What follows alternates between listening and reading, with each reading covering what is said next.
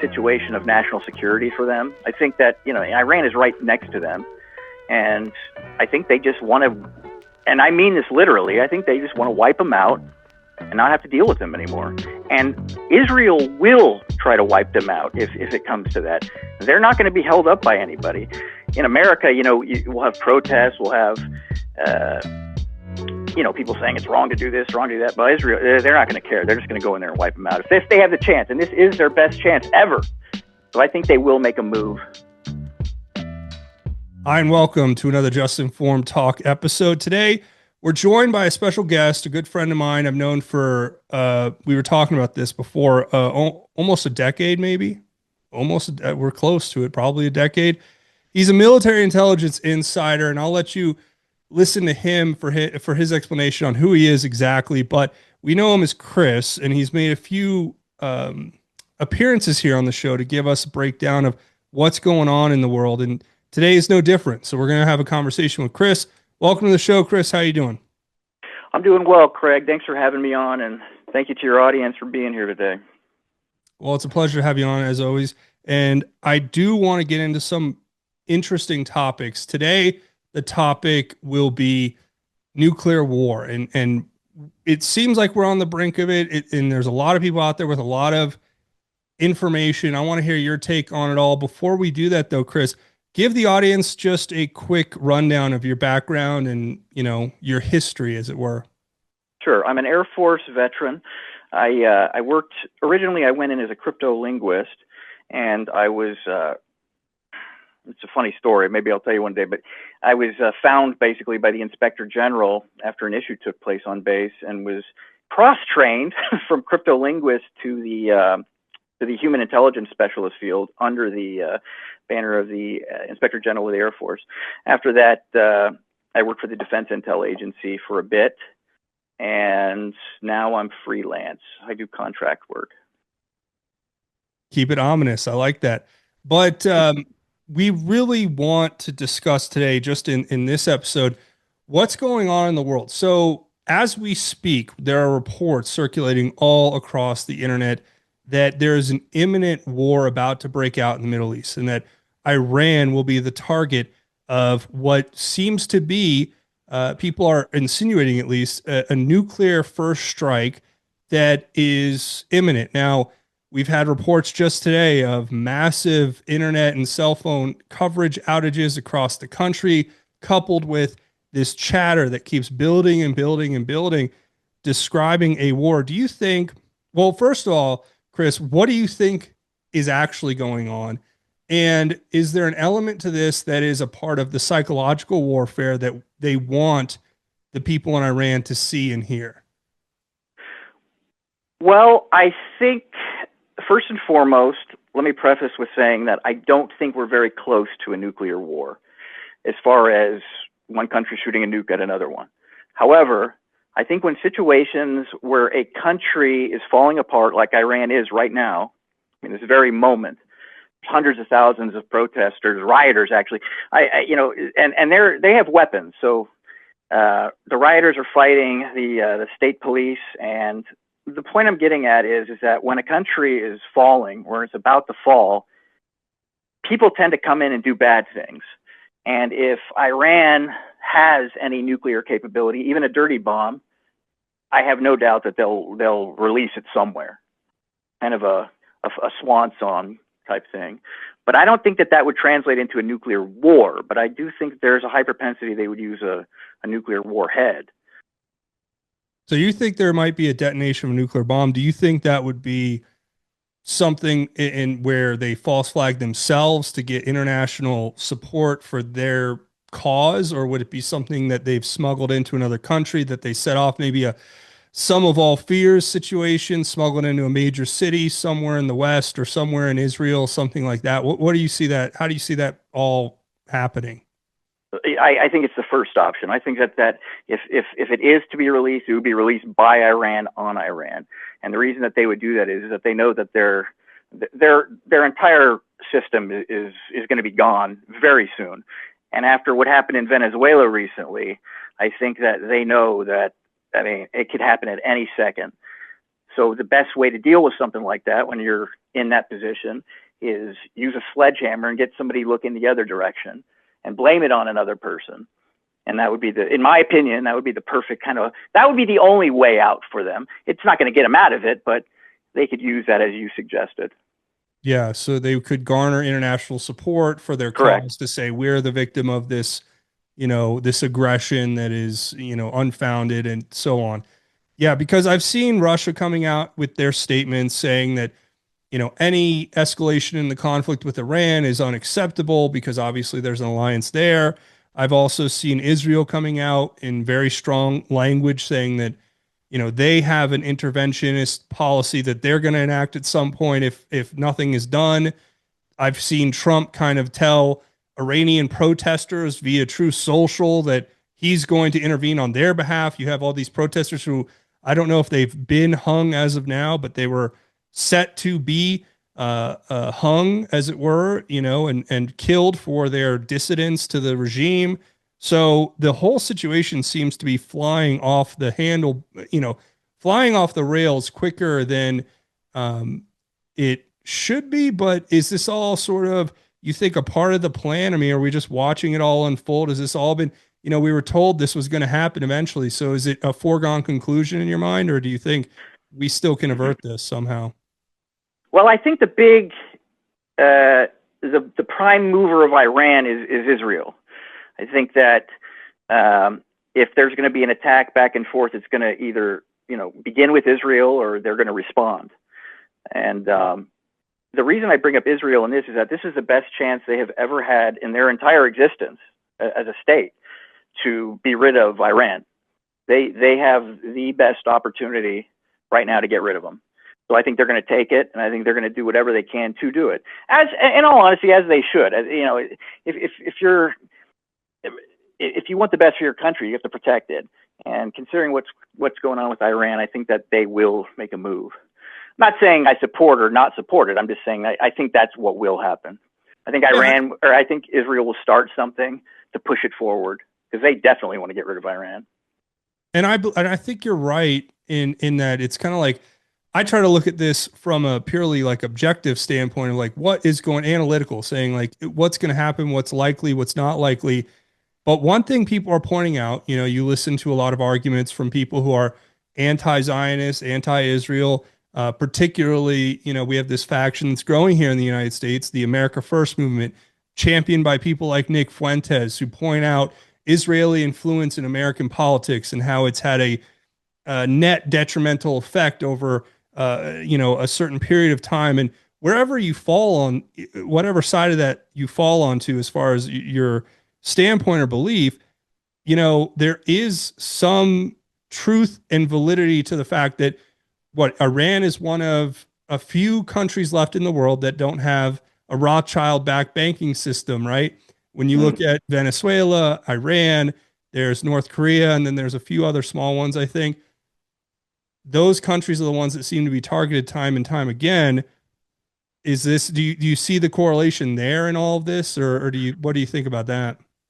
I think that the banking, the desire for a global central bank is I don't know how strong. I mean, I'm positive that some people definitely want that so they could benefit from it, but I don't think that's the number one reason. I think it really is a situation of national security for them. I think that, Iran is right next to them, and I think they just want to, and I mean this literally, I think they just want to wipe them out and not have to deal with them anymore. And Israel will try to wipe them out if it comes to that. They're not going to be held up by anybody. In America, we'll have protests, we'll have, people saying it's wrong to do this, wrong to do that. But Israel, they're not going to care. They're just going to go in there and wipe them out if they have the chance. And this is their best chance ever. So I think they will make a move. Hey guys, I just want to take a quick second and tell you about our friends over at godsfeedingstation.org. It's an online ministry, 100% free to use, and all you have to do is go to their website today, or you can download their app at whatever app store services your smartphone or device under the name God's Feeding Station. They have amazing content, including Bible studies, daily devotionals, and other scripture-based content that's going to keep you in the Word 24/7, 365. So go check out godsfeedingstation.org today or download the God's Feeding Station app. And remember, God's Feeding Station, it's an amazing online ministry that's 100% free for you to use. I think you're right. I think that there is an imminent move that's going to happen. I don't know what exactly it'll look like, but I can tell you right now that from my perspective, I tend to agree with you that there is an actual timeline, a time frame in which they have to get this done because the support will not be there forever.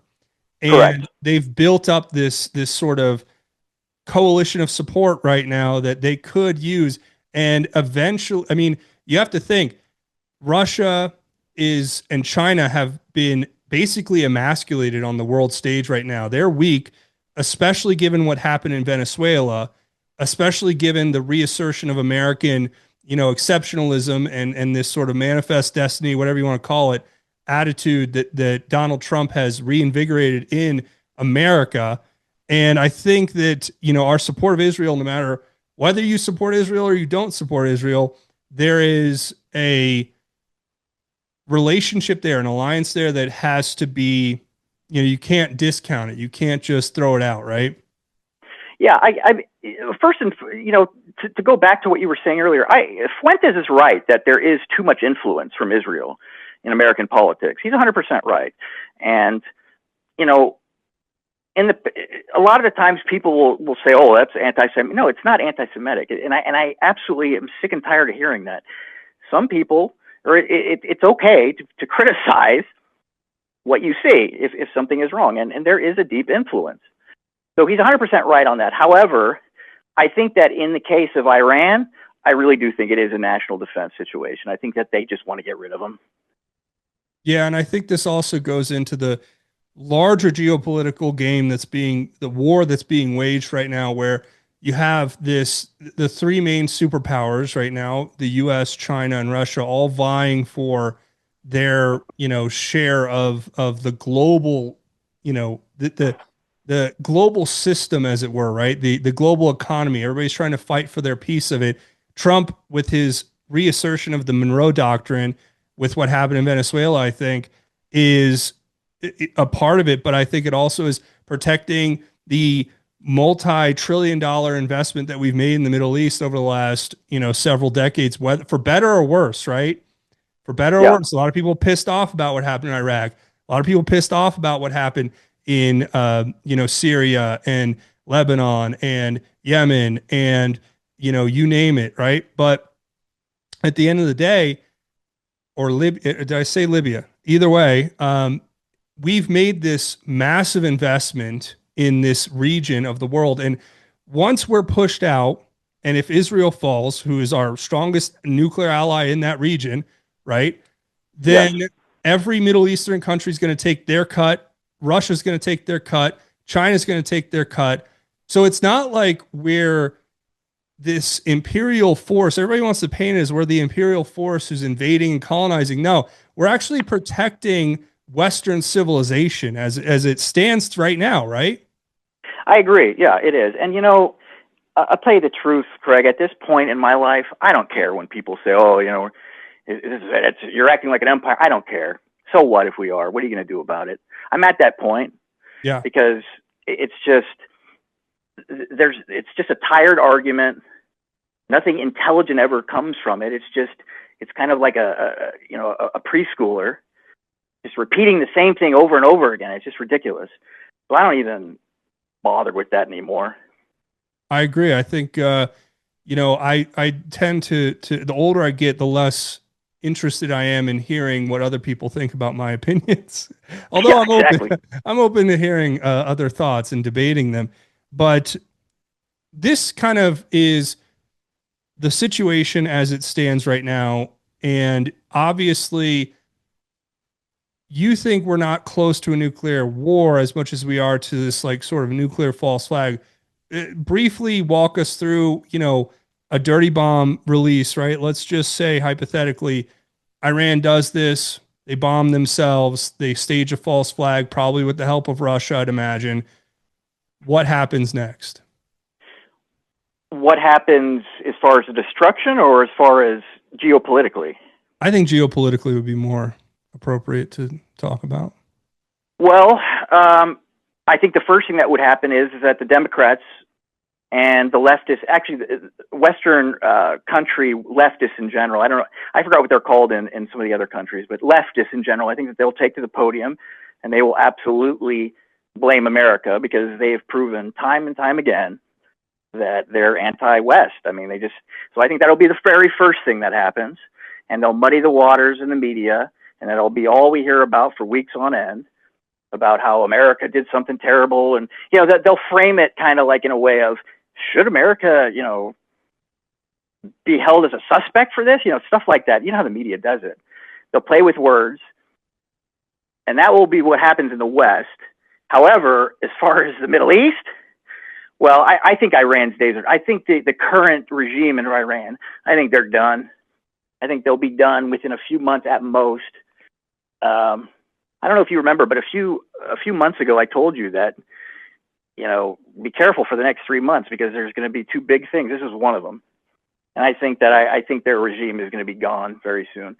And I think Israel is going to be the one that imprisons them or worse. Yeah. And by them, I mean the current regime. Or so members of the current regime. Yeah, I mean, that's what everything's been leading to. I think that's the trajectory. I think if they pull this off, it will probably, like you said, it'll be framed in Western media. It'll be framed as, Iran's destruction is the fault of, Western capitalist imperialism or whatever. And that, if we had communists running the show, we would never have war and everything would be great. And then, like you said, there would be an immediate power vacuum. It would be obviously probably, you'd have countries like Israel step in. And then, I guess from there, we'd have to wait and see. Not many people can predict the future, so it'd be hard to tell. But I can tell you right now, for us here in America, the implication would probably be quite severe, right? Yeah, well, another thing to consider is that there is no doubt in my mind that Israel will try to take control of Iran. And Iran controls, what is it, like 42% of the world's oil reserves? So Israel will try to take that. And that, if we're talking about what I think will happen, that'll cause issues. I mean, that would definitely cause issues.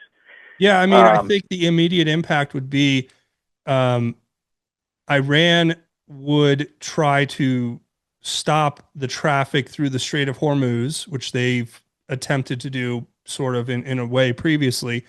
Israel would fight for that to open up that corridor. There would be a spike in oil. I mean, probably going up to $100 or $130 a barrel. You probably would have some other, second and third order effects from it. Here in America, you'd have, the calls for war that would be, amplified, and Trump would probably become more hawkish when it comes to intervention in the Middle East, which, if we're really trying to enact the Monroe Doctrine and Trump's sort of doctrine that he's been preaching from day one, then this is Israel's problem, right? This isn't our problem. We're an ally, it is.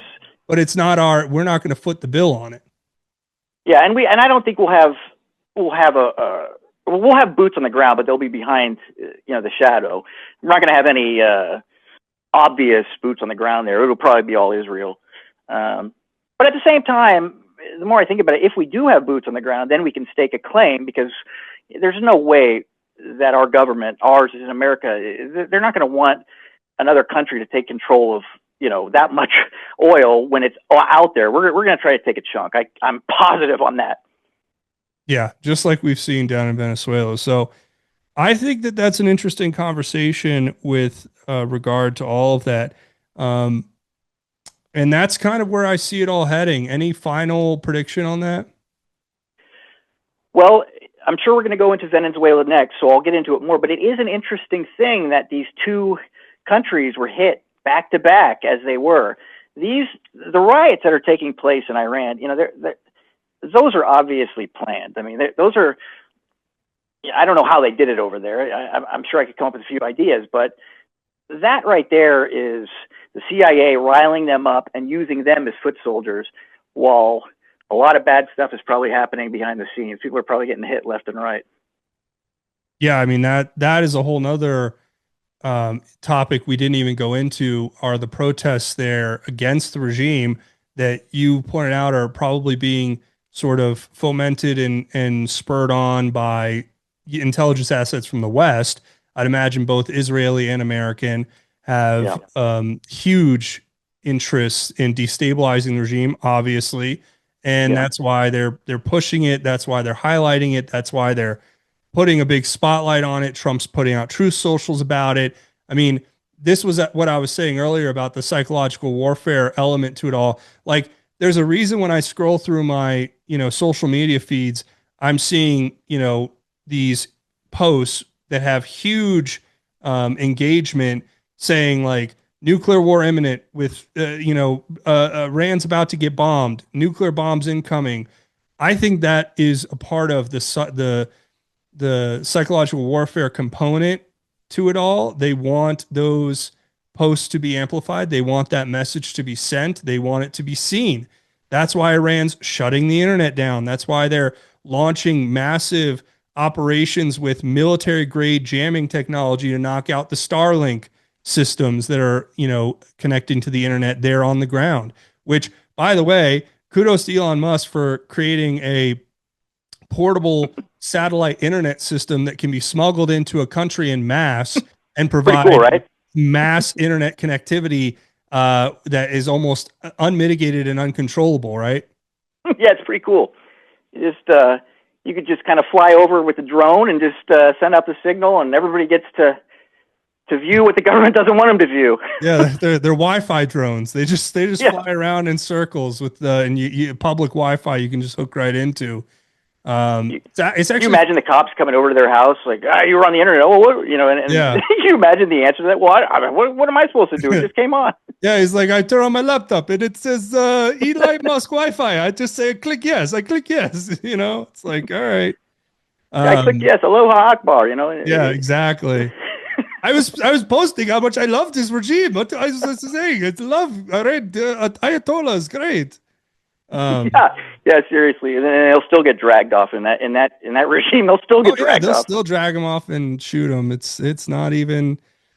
It's sad. It's sad, but it is. It is terrible. It shouldn't be. It's not funny, but it also is. It's funny in the sense that it's just absolutely absurd the timeline that we are in living in right now, and we'll just see how this all plays out. But I think Trump's made it very clear that there will be some sort of intervention with Iran. I don't know what it's going to look like, but it's been planned and it's been coming and it's finally here, I think. And if anything, if you learned anything from what happened in Venezuela, which we'll talk about in a minute, then you'll know that that's certainly coming. And it may be, I don't know that we're going to be able to swoop in and just grab the Ayatollah. I don't know if that would work as well as it did in Venezuela, but I do think, people should keep their eyes open and be prepared for something big happening in that region. So, all right. Well, Chris, it's always good to talk to you on this subject and many others. We're going to leave it here on the Iran nuclear war topic. So thanks for joining us, and we'll see you guys on the next one. Thanks a lot, Craig. And thanks to everybody else.